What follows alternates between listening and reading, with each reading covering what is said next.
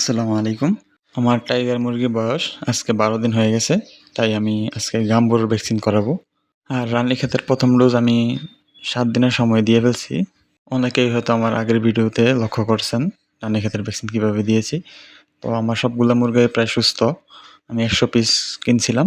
এখান থেকে মাত্র ৩টা মুরগা মারা গিয়েছে। তো আজকে আমি যে ভ্যাকসিনটা দেবো সেটা হলো ইনসেপ্টা কোম্পানির গাম্বুরোমেড। এটা চাইলে আপনারা ব্যবহার করতে পারেন। এটার দাম ১৬০ টাকা নিবে। এটা হয়তো পশু পাখি যে কোনো ফার্মেসি আছে সেটাতে আপনারা পেয়ে যাবেন। আবার আপনারা চাইলে এটা উপজেলা পশু হাসপাতালে গিয়ে সংগ্রহ করতে পারেন। সেই ক্ষেত্রে দাম অনেকটা কম পড়বে। আর গাম্বুর বা রানীক্ষেতের যে ভ্যাকসিনগুলো আছে এগুলো সাধারণত চোখে দিলে ভালো, সবচেয়ে ভালো হয় চোখে দিলে। যেহেতু আমার অন্য ব্যস্ততা আছে, তো আমি চোখে দেওয়ার সময় পাই নাই, তাই আমি পানির সাথে মিশিয়ে দিচ্ছি।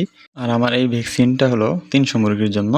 আমার যেহেতু মুরগি ১০০ মুরগির জন্য ১ লিটার পানিতে নেওয়া জরুরি। তাই আমি ৩ লিটার পানিতে মিক্স করছি। মিক্স করে যতটুকু দরকার ততটুকু আমি দিছি। আর ভ্যাকসিন দেওয়ার সময় একটা জিনিস খেয়াল রাখবেন যে, যখন দেখবেন যে ভ্যাকসিনের পানিটা আপনার ভ্যাকসিনের ভিতরে ঢোকানোর পরে, সিরিঞ্জ দিয়ে ঢোকানোর পরে যদি সিরিঞ্জটা অটোমেটিক টেনে নেয় পানিটা, তখন বুঝবেন যে ভ্যাকসিনটা ভালো, ভ্যাকসিনটা ঠিক আছে। আর যদি পানিটা অটোমেটিক টেনে না নেয়, তখন বুঝবেন যে ভ্যাকসিনটা হয়তো নষ্ট হয়ে গিয়েছে। তখন এই ভ্যাকসিনটা আপনারা ব্যবহার করবেন না। কারণ এই ভ্যাকসিনটা ব্যবহার করলে মুরগির জন্য প্রচুর ক্ষতি। তখন মুরগি এমন হতে পারে সব মুরগি একটার পর একটা মারাও যেতে পারে। তাই বুঝে শুনে মুরগিকে ভ্যাকসিন দেওয়ার ট্রাই করবেন। আর আমার এগুলো যেহেতু টাইগার মুরগি, তো আমি এগুলা পালন করতেছি একমাত্র শুধু ডিম পাড়ানোর উদ্দেশ্যে, ডিম পাওয়ার উদ্দেশ্যে। যেহেতু এই মুরগিগুলোকে আমি লং টাইম পালন করব, ১ বছর ১.৫ বছর, তাহলে নিয়মিত ভ্যাকসিন করানো খুবই প্রয়োজন।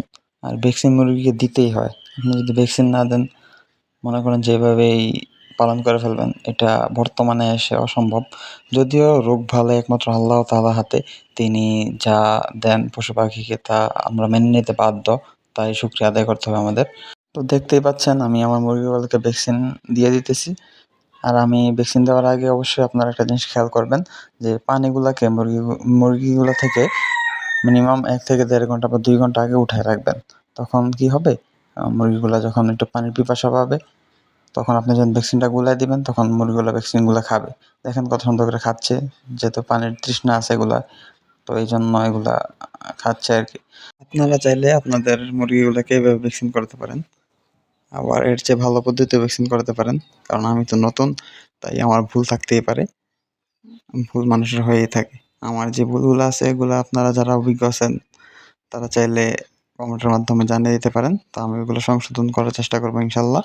আর দেখেন আমি আগে থেকেই আমার মুরগি যেহেতু ১০০ আর ১০০ অনুযায়ী ওই জায়গাটা ছোট হয়ে গিয়েছিল, তো আমি অর্ধেক ঘরে আমি ছেড়ে দিয়েছি।